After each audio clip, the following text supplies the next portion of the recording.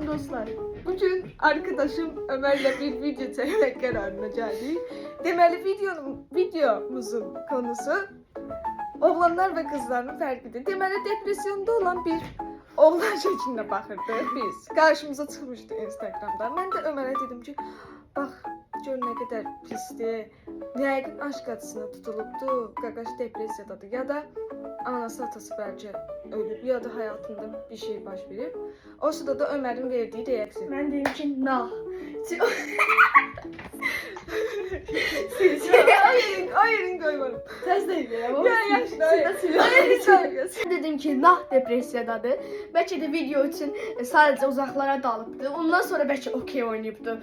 Ya da okeyde silah gözləyir videoda. Yani hiç o gözden bakmamıştım bu arada. Belki baktım.